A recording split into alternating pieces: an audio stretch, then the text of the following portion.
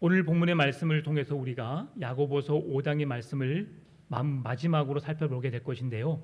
오늘은 13절에서 20절까지 말씀을 읽었지만 앞에 있는 말씀도 함께 살펴보면서 오늘 야고보 사도가 결론적으로 우리에게 메시지를 주는 의미가 무엇인지, 어떤 말씀을 통해서 우리에게 은혜를 주고자 하는지 함께 살펴보면서 은혜 받는 시간을 갖기를 원합니다.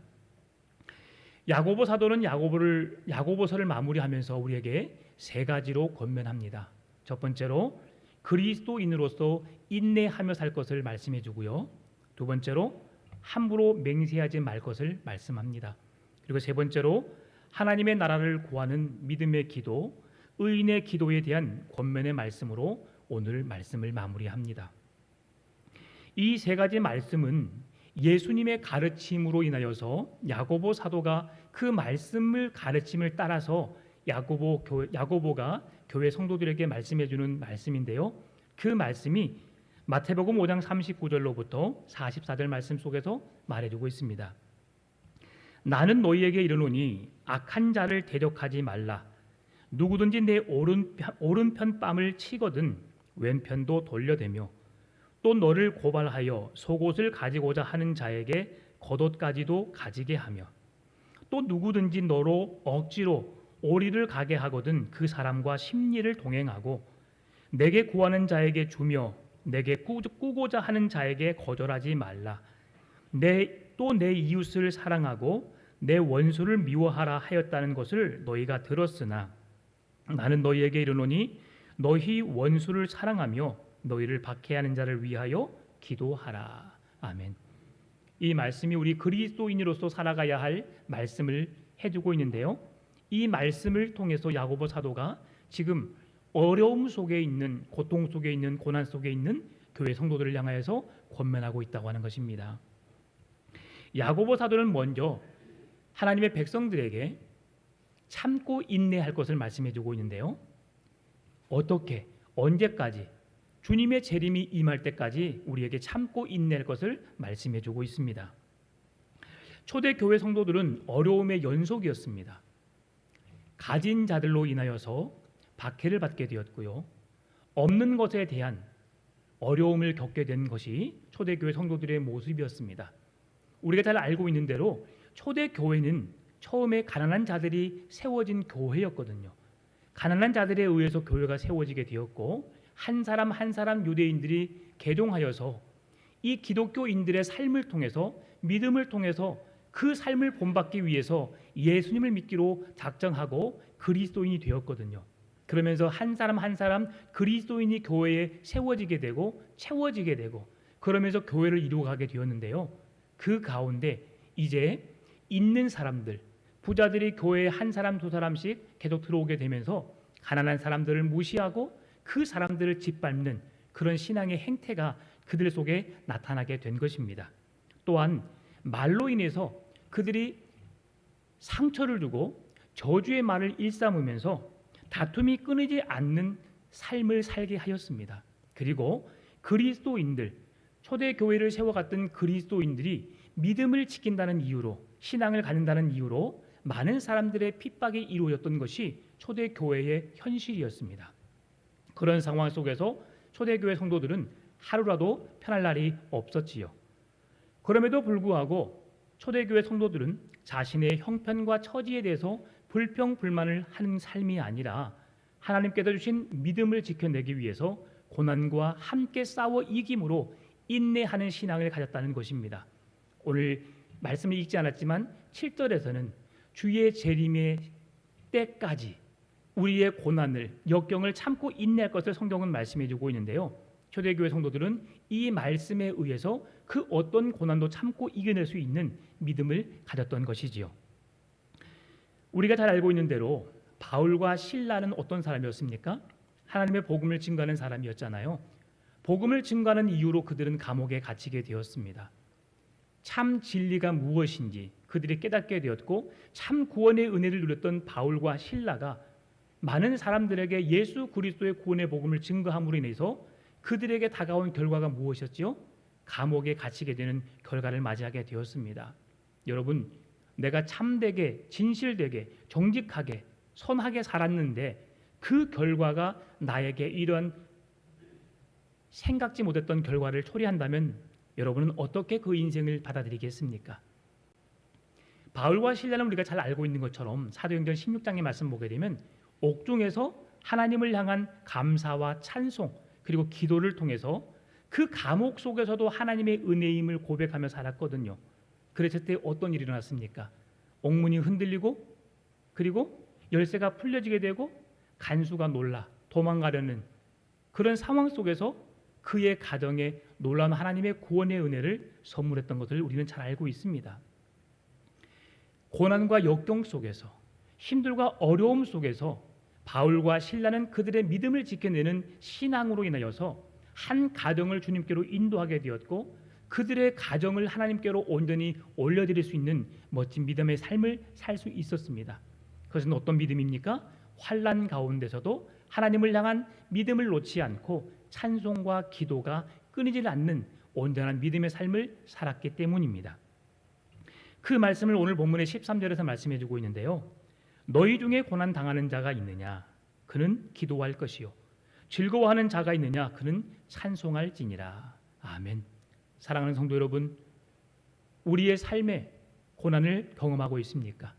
어렵고 힘든 삶의 연속된 삶이 우리의 삶에 펼쳐지고 있습니까?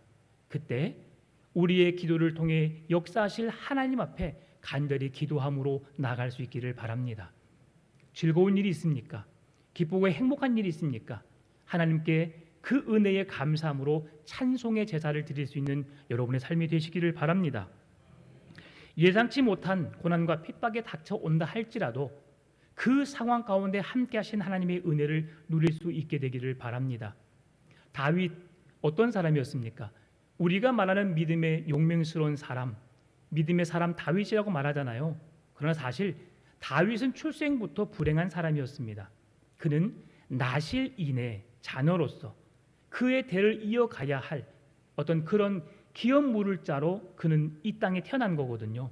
기업 물을 자로.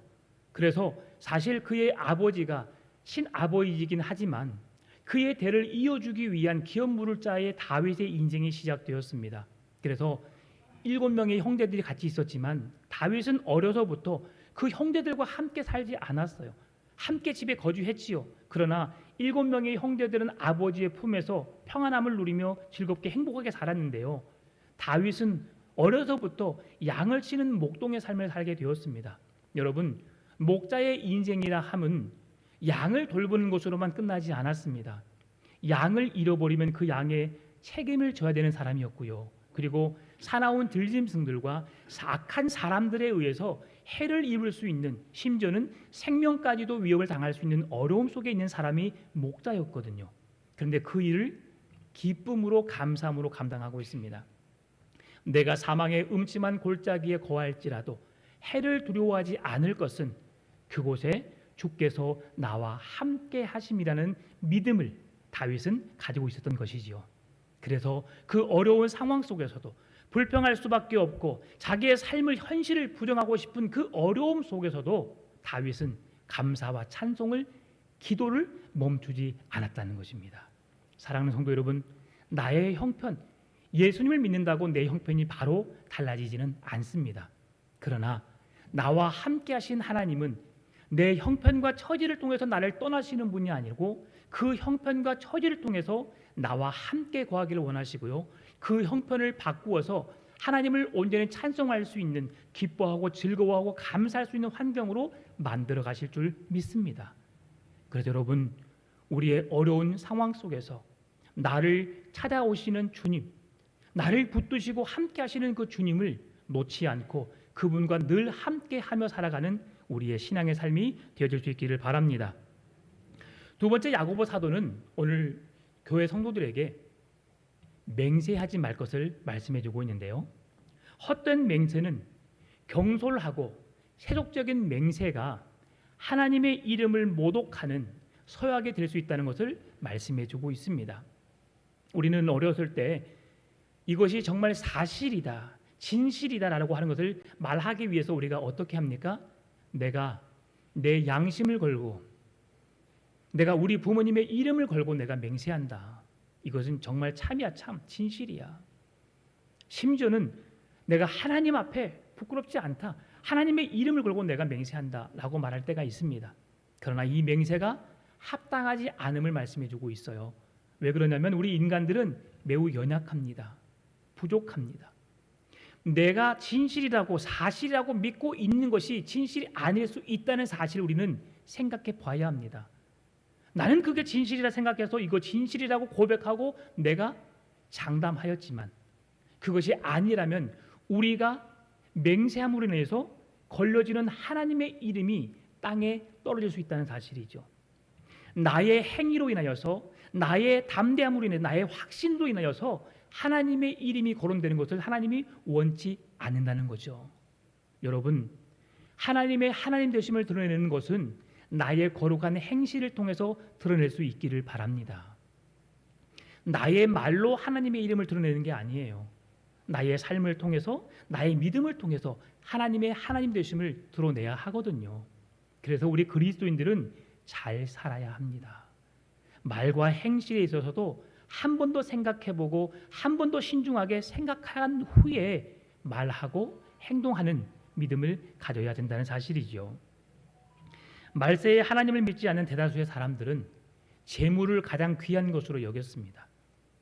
물질에 있고 없고를 떠나서 성도들을 판단하게 되었고 그들을 판가름하여서 신앙에 어려움을 주게 되었거든요.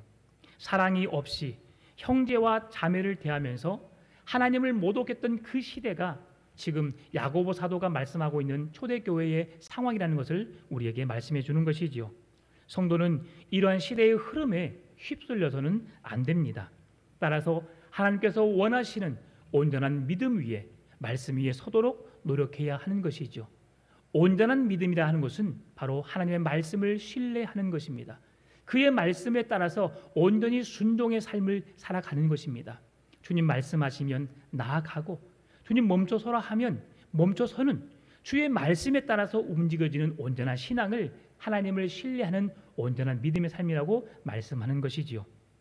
따라서 거짓 맹세를 통해서 하나님의 이름을 모독하고 하나님의 이름을 땅에 떨어뜨리는 어리석은 행동을 하지 않기를 바랍니다. 헛된 맹세, 거짓된 맹세 하지 않고 오히려 내 삶을 통해서 그리스도의 온전한 삶을 드러낼 수 있는 믿음의 삶을 살아갈 수 있기를 바랍니다. 세 번째로 야고보 사도는 오늘 우리에게 믿음의 기도, 의인의 간구에 대해서 말씀해 주고 있는데요.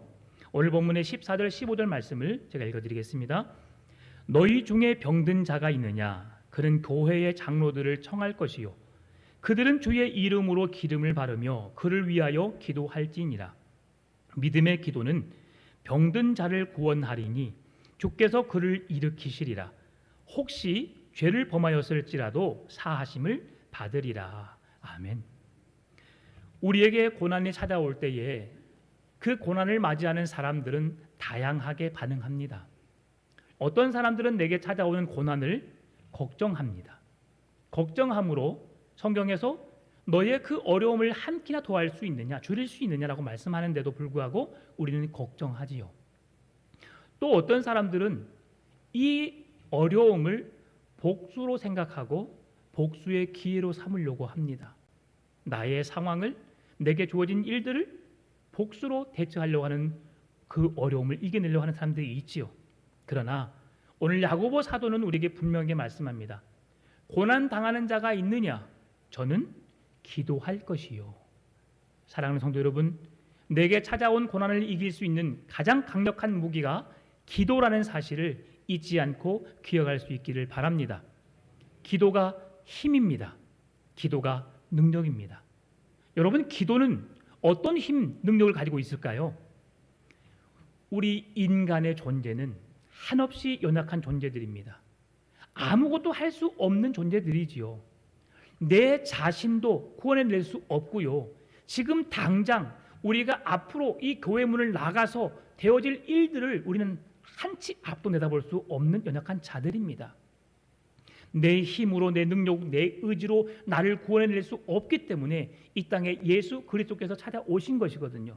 그 구원의 은혜를 값없이 받은 자들로서 우리는 구원을 선물 받은 자들입니다. 그래서 우리들은 내 힘으로 어떤 것도 해낼 수 없는 상황인데, 그러나 기도라고 하는 것은 나는 할 수 없지만 나를 창조하신 전능하신 하나님의 이름을 통해서 우리가 그 예수 그리스도의 이름을 통해서 기도하는 기도를 통해서 하나님이 일하신다는 겁니다.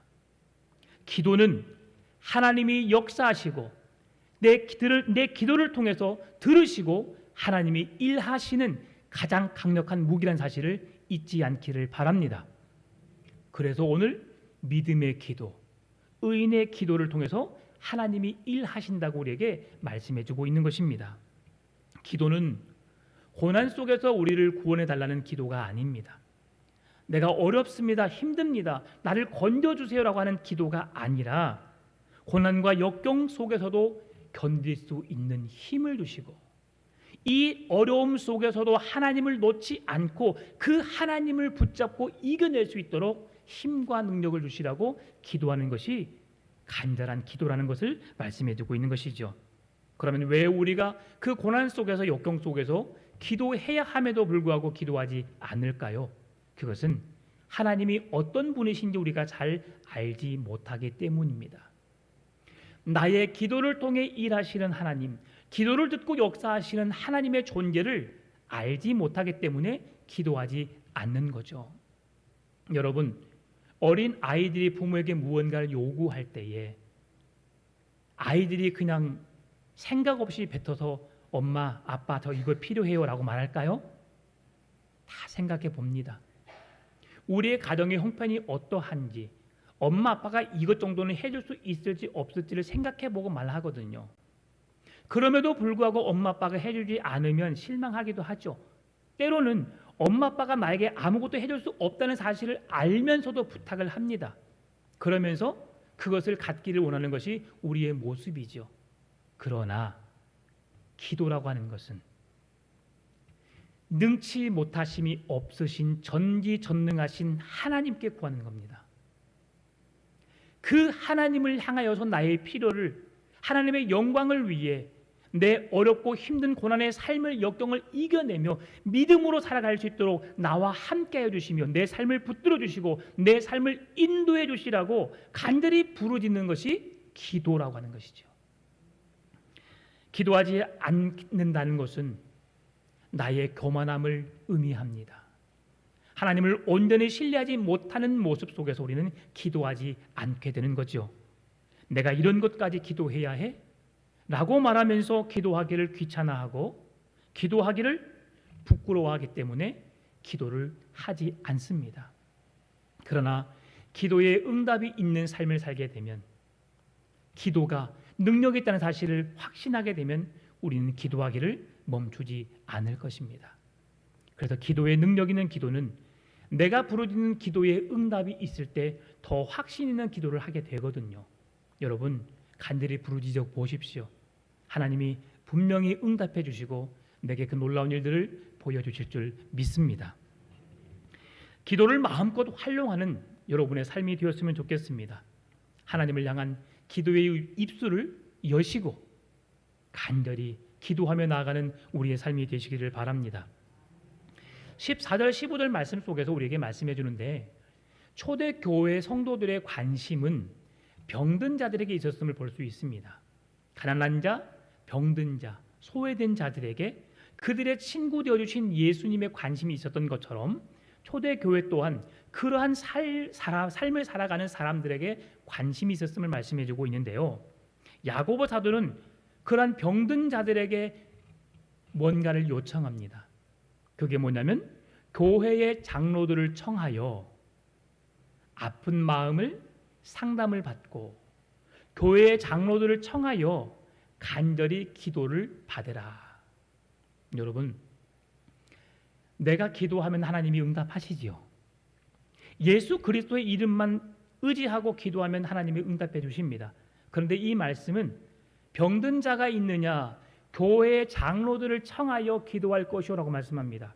그러면 내가 병이 들어서 움직이지 못하고 내 질병의 어려움으로 있는 자들은 그들이 해야 할 최선의 방법이 무엇이냐라고 했을 때에 교회의 장로들을 청하라는 것입니다. 여러분, 가정에 어려움이 있습니까? 문제가 있습니까? 질병에 어려움이 있습니까? 교회의 장로들을 청하여 기도 받으시기 바랍니다. 교회의 장로들을 청하라고 하는 것은 병든 자들의 최선의 삶을 의미합니다. 그들이 믿음이 없어서 스스로 기도할 수 없어서가 아닙니다.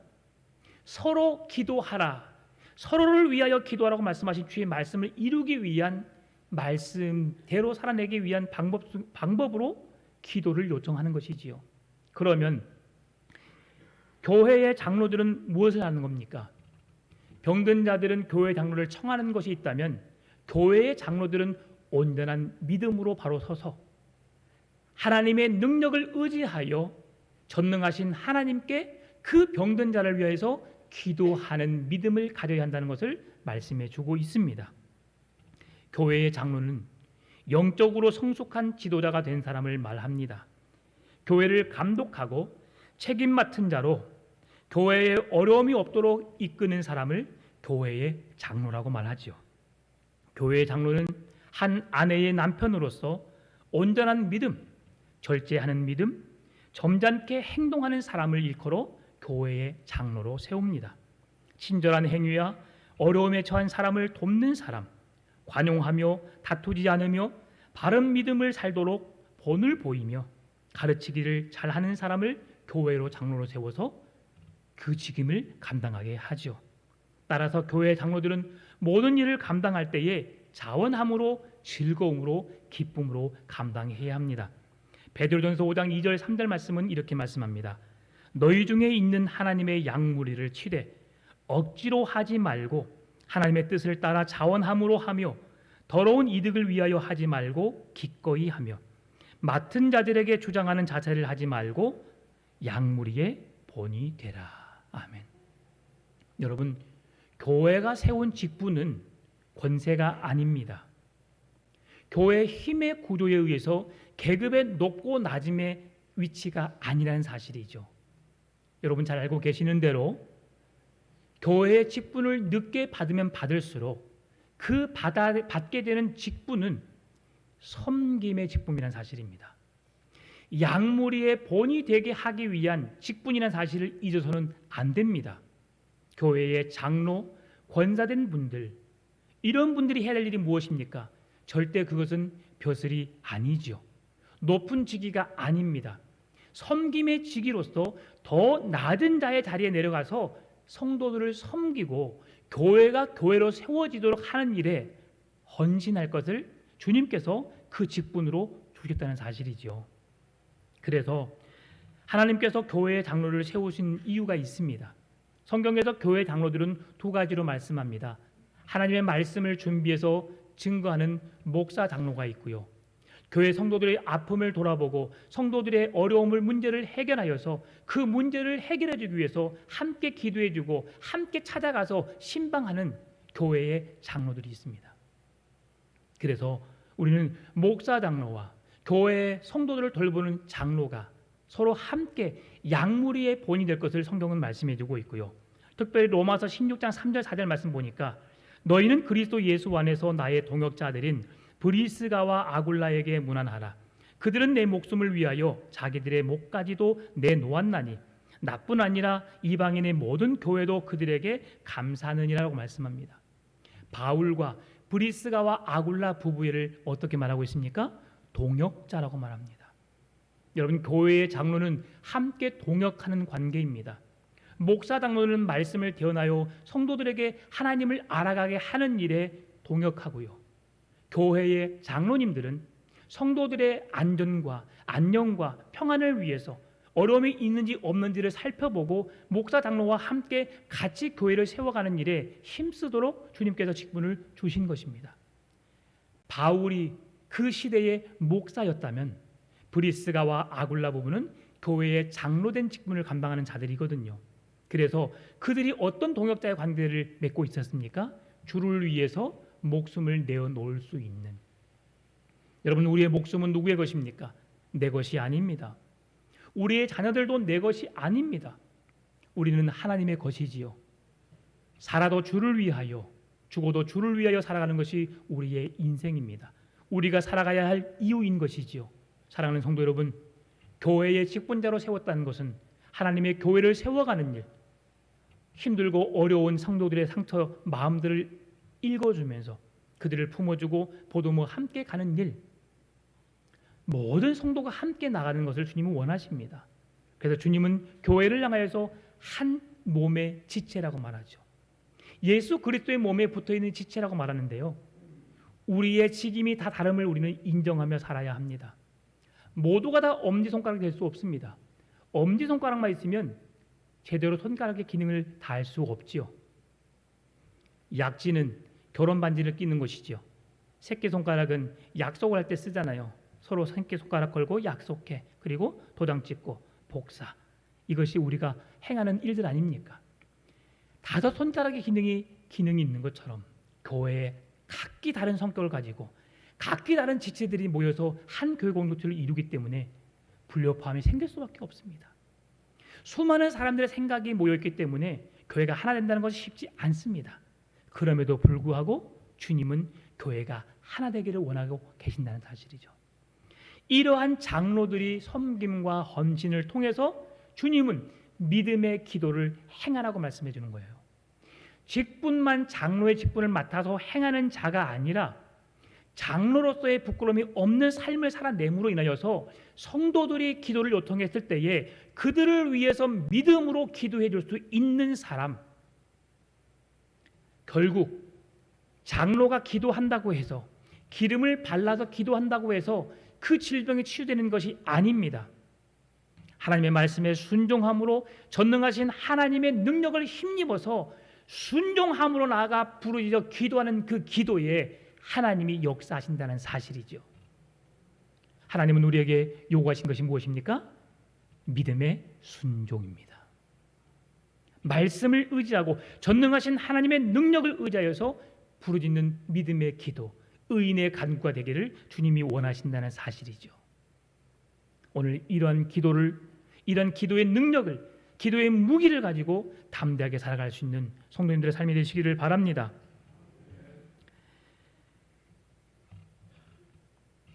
마태복음 17장 20절 말씀 보면 이르시되 너희 믿음이 작은 까닭이로다.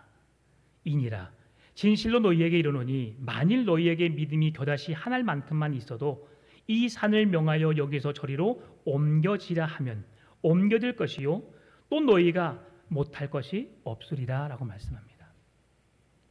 우리가 하나님의 능력을 가지고 믿음을 가지고 행할 수 없는 이유가 뭐냐? 우리에게 믿음이 작기 때문에. 예수님의 제자들이 예수님이 행하신 권세를 보고 말씀의 능력을 보았고 병자와 각색 병자를 치료하고 귀신을 떠나가게 하고 죽은 자를 살리는 능력을 보았습니다. 그리고 그들이 나아가서 담대히 복음을 증거했지요. 그런데 귀신을 쫓아내지 못한 거예요. 예수님, 우리에게 왜 이런 일이 일어날 수 없습니까? 기도 외에는. 여러분, 기도는 무엇입니까? 전능하신 하나님의 능력을 의지하는 겁니다. 하나님께서 이 모든 일들을 능히 하실 수 있다는 믿음으로 간구하는 것이죠. 제자들이 예수님과 함께 했지만 그들은 하나님이 그 일을 행하실 것이라는 온전한 믿음이 없었습니다. 그랬을 때는 그들은 그 병자를 예수님께로, 그 귀신 들린 자를 예수님께로 데려왔지만 이제 성령의 능력을 경험하게 되고 성령의 능력을 의지하여서 하나님이 어떤 분인지 확신하게 되었을 때에 그들은 어떻게 했습니까? 담대하게 복음을 증거했습니다. 은과 금은 내게 없거니와 나사렛 예수 그리스도 이름으로 명하노니 일어나 걸어라. 안진뱅이가 일어나 걷는 역사가 일어났게 되었고요. 한 성령으로 같이 기도하면서 말하게 되었고요. 베드로가 복음을 전포했을 때에 하루에도 3,000명, 5,000명이 회개하고 예수님을 믿는 복음의 역사가 나타나게 되었습니다. 어디에서부터 출발한 걸까요? 이건 바로 믿음의 간구로부터, 하나님의 능력을 의지하는 믿음의 기도, 의인의 기도, 그 기도로부터 출발되는 줄 믿습니다. 우리의 입술에서 부정적인 요소를 제거합시다. 안 돼. 내가 어떻게 해? 맞습니다. 나는 할 수 없습니다.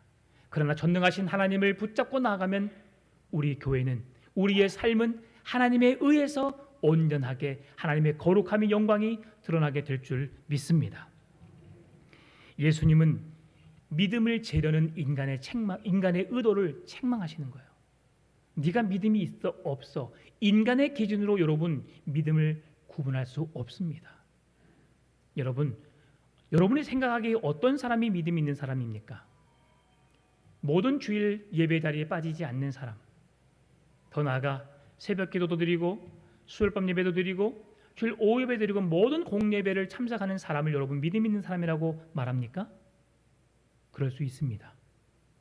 왜냐하면 우리 눈에 보여지는 것이 전부이기 때문이죠. 그러나 주님은 우리의 마음 중심이 어떻게 주님을 예배하는가, 주님을 바라보는가를 원하고 계십니다. 앉아있는 행위가 아니라 우리의 마음 중심이 전능하신 하나님을 절대 의지하고 신뢰하고 있는가를 통해서 그 믿음을 보신다는 것이지요. 때로는 여러분의 눈앞에, 여러분의 시선 앞에 부족한 모습이 보일 수 있을 것입니다. 여러분, 그러나 그것으로 인해서 실망하지 마십시오. 우리 눈에 보여지는 현실로 믿음을 판가름하는 것이 아니고 그 믿음은 하나님께서 판단하십니다. 그러면 나는 어떻게 해야 되겠습니까? 내 믿음을 지키기 위해서, 내 믿음을 세워가기 위해서 최선의 노력을 다하면 되는 거예요. 하나님이 마음을 주실 때에 기도의 자리에 나아가시고요, 말씀을 묵상하시고요, 말씀 앞에 서시고요, 그 말씀을 이루어내기 위해서 노력하는 믿음의 삶을 살아낼 수 있기를 바랍니다. 교회는 늘 깨어서 병든 자들을 치유하는 곳이 되어야 합니다. 병든 자뿐 아니라 마음의 상처, 어려움에 처한 자들을 위로하고 격려하는 자들이 되어야 한다는 사실이죠. 그래서 16절에서 말씀합니다. 그러므로 너희 죄를 서로 고백하며 병이 낫기를 위하여 서로 기도하라. 의인의 간구는 역사하는 힘이 큼이니라. 아멘. 의인의 기도, 역사하는 힘이 큼이니라. 그런데 그 앞에 뭐라고 말씀하고 있습니까? 너희 죄를 서로 고백하며라고 말하고 있어요. 우리의 인간은 우리의 죄의 문제를 해결하지 않으면 하나님의 은혜를 받을 수 없습니다. 그래서 하나님은 우리의 죄의 문제를 해결하기 위해서 독생자 예수 그리스도를 이 땅에 보내주신 거예요. 십자가에 못 박혀 죽기까지 그의 물과 피를 다 쏟아내시면서까지 인간을 사랑하신 놀라운 하나님의 사랑을 표현해 주셨습니다. 그 사랑을 받은 자로서 우리는 예수 그리스도의 십자가의 보혈의 공로로 인하여서 죄가 없이 되었습니다. 죄가 없이 될 수 있는 한 가지 이유는 예수 그리스도의 이름으로 내 죄를 고백하는 겁니다. 예수 그리스도의 이름으로 죄를 고백해야만이 죄를 용서받을 수 있게 됩니다. 사랑하는 성도 여러분, 죄를 고백하고 하나님의 전능하신 능력을 의지하여서 기도할 때에 그 기도가 능력 있는 기도, 믿음의 기도, 의인의 기도가 된다고 말씀해 주는 것이죠. 오늘 본문의 말씀은 엘리야를 통해서 믿음의 기도를 말씀해 주고 있는데요. 17절, 18절 말씀입니다. 엘리야는 우리와 성정이 같은 사람이로되 그가 비가 오지 않기를 간절히 기도한즉 3년 6개월 동안 땅에 비가 오지 아니하고 다시 기도하니 하늘이 비를 주고 땅이 열매를 맺었느니라. 아멘. 여러분, 엘리야의 기도는 능력 있는 기도라고 말합니다. 엘리야가 얼마나 하나님을 사랑했습니까? 이방 민족들이 하나님을 하나님으로 인정하지 않고 그렇게 바르게 서지 않는 모습 속에서 타락하는 그들 속에 바알신과 아세라신이 그 시대의 전역을 다 점령하고 있었을 때에 엘리야가 선포하잖아요. 그 이방신을 섬기고 있는 왕에게 선포해서 갈멜산에서 우리 함께 대결을 한번 해봅시다. 그리고 어떤 신이 진짜 신인지 한번 거기서 한번 우리 대결을 해봅시다. 그리고 바알과 아세라 신을 섬기는 850명의 우상을 섬기는 지도자들과 엘리야 선지자 한 사람이 싸웠잖아요. 그리고 그곳에서 어떻게 됐어요? 엘리야가 믿는 하나님이 불로써 임하여서 그 모든 단을 태워버려서 살아계신 하나님을 보여주셨습니다. 그렇게 능력 있는 믿음의 기도로 믿음으로 나갔던 엘리야에게 그 순간 바로 그의 연약한 모습을 볼 수 있거든요.